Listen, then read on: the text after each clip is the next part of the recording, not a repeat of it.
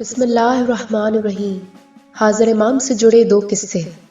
1983 میں نیروبی میں ایک خاتون اپنی بیٹی کو ویل چیئر پر حاضر امام کے سامنے لے آئی اور کہا، مولا اسے شیطانی جناتی اثر ہے۔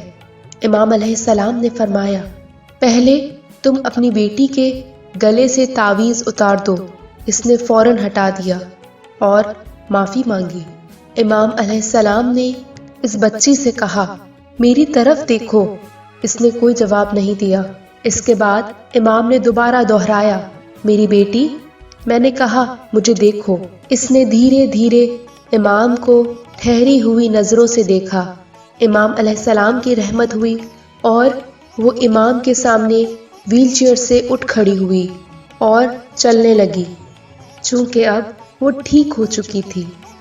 قصہ 2 ستمبر 1979 میں حاضر امام دیدار اور دیگر مذہبی کام انجام دینے کے لیے لندن کے اولمپیا ہال تشریف لائے۔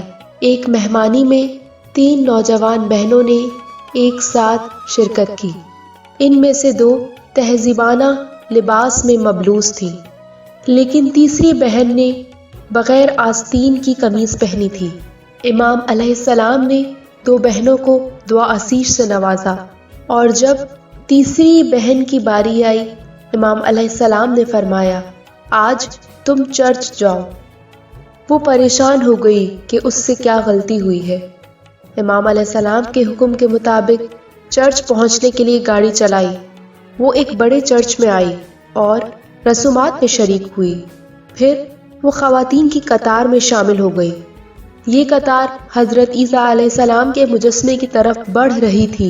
قطار میں سے جب اس کی باری آئی تو پادری نے اسے روک لیا اور کہا، صرف ان عورتوں کو عیسیٰ مسیح کے سامنے آنے کی اجازت ہے جنہوں نے پوری آستین والی قمیض پہن رکھی ہو۔ یہ سن کر مایوس ہو گئی اور رونے لگی اور اپنے آپ کو ملامت کرنے لگی کہ میرا امام مسیح کا مسیح ہے، جس نے مجھے اس طور سے بتایا کہ اس کی موجودگی میں میری قمیض میں پوری آستینیں ہونی چاہیے۔